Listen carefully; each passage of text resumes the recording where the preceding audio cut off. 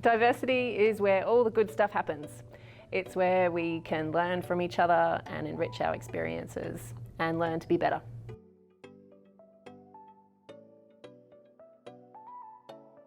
Simply really, it's to lead the most authentic life I can without hiding a major part of who I am.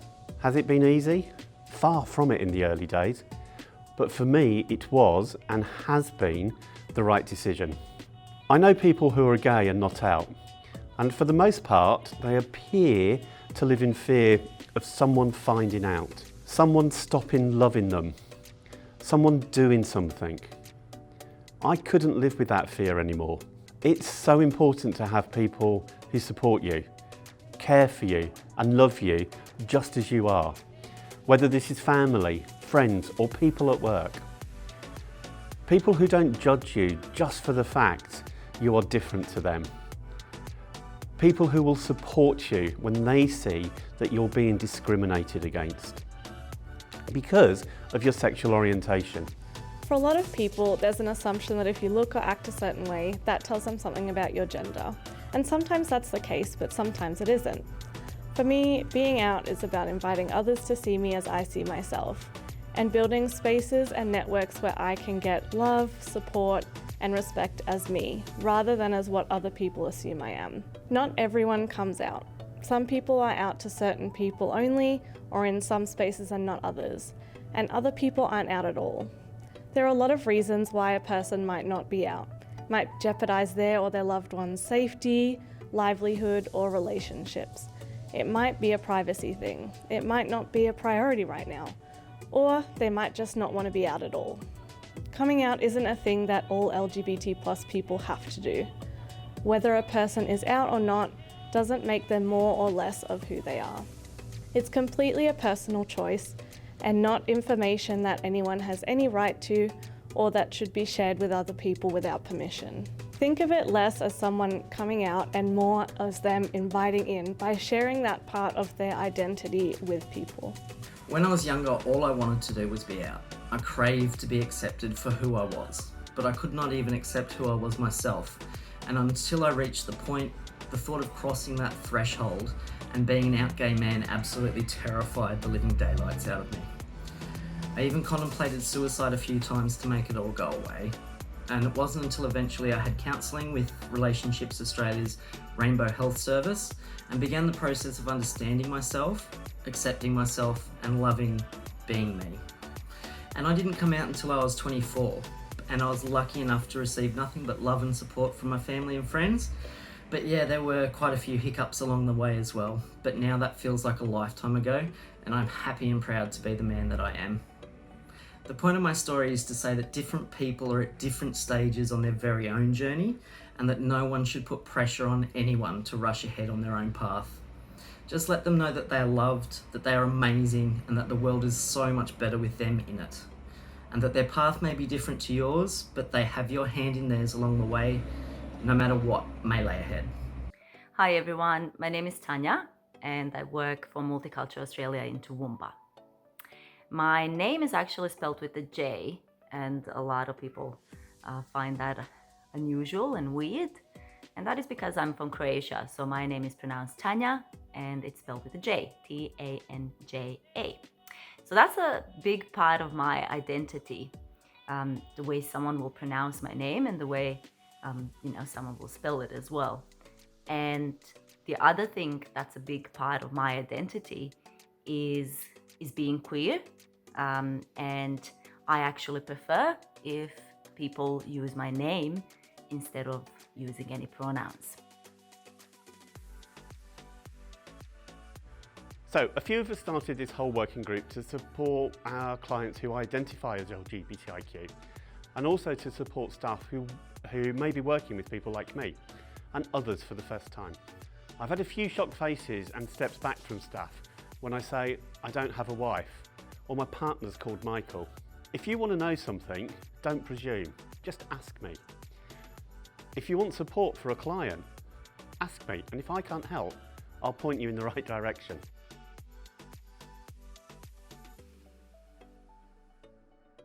An ally is someone who has a genuine strong concern for the well-being of LGBTIQ people and supports, accepts and advocates for equal rights and fair treatment.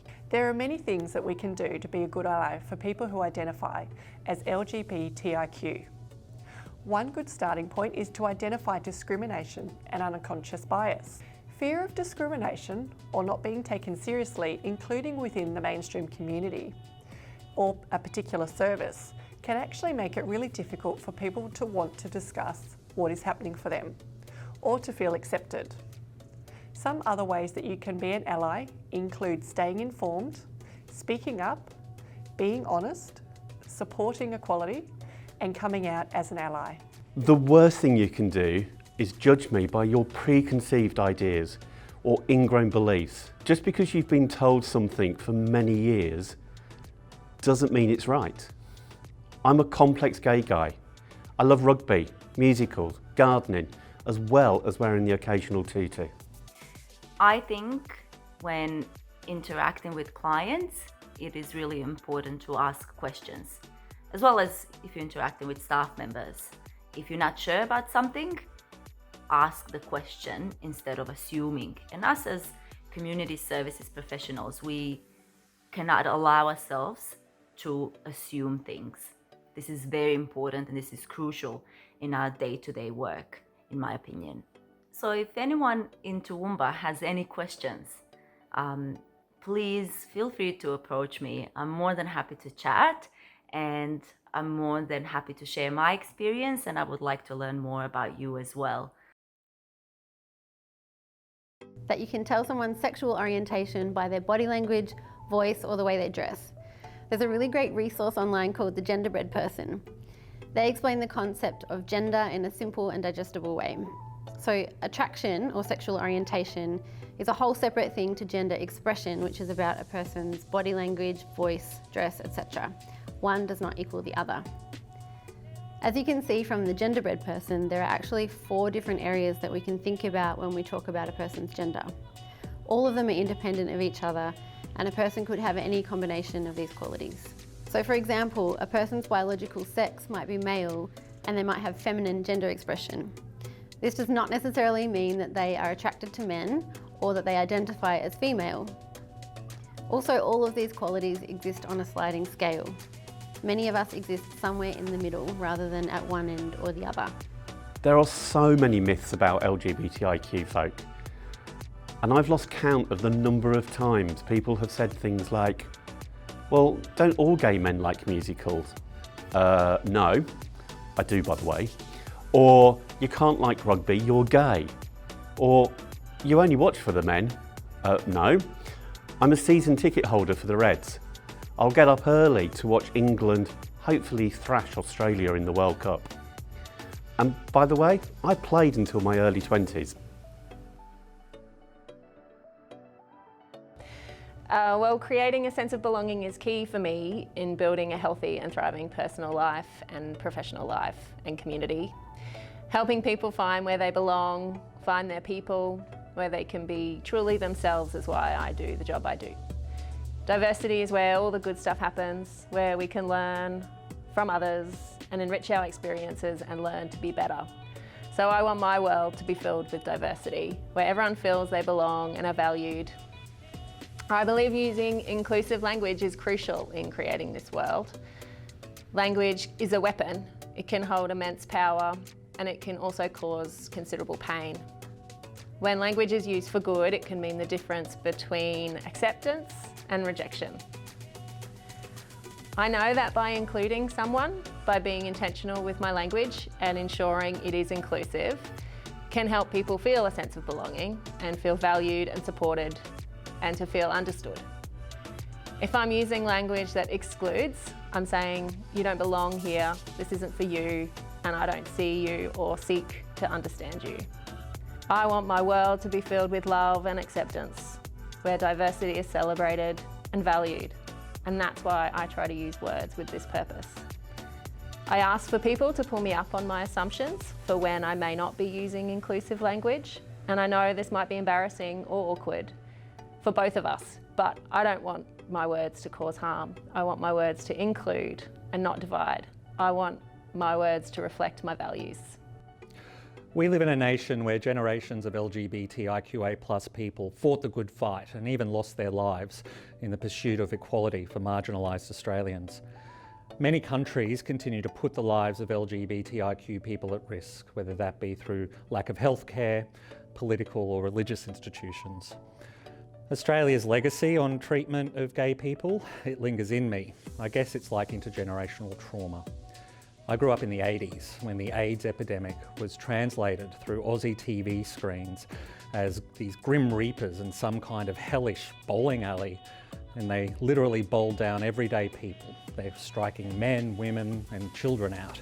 Of course, they were all white and they were all straight. It sounds comical, but the voiceover called it the gays' disease. This type of stuff really burdened me with shame. It characterised my youth. It's hard to shake even today. To be honest, I don't want to come out.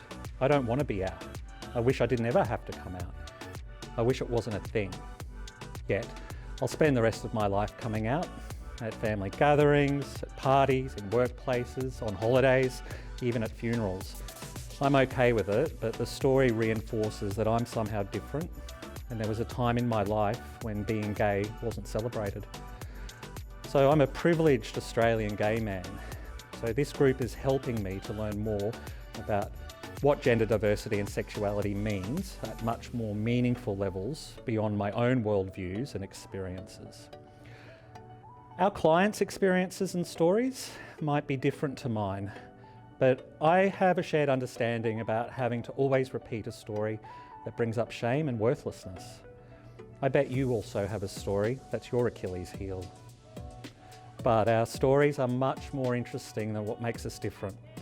And it leads to labels, and that doesn't really help anybody much. In fact, me being gay is the most boring thing about me. I invite, or maybe even challenge you to spark your curiosity and join with us as we explore together gender diversity and sexuality at Multicultural Australia and with the communities and the clients that we work with. We invite Multicultural Australia staff and the wider community to reflect on how you're making an inclusive space for your clients, customers, family, friends, colleagues and communities. Language matters, and make sure you're inclusive and kind.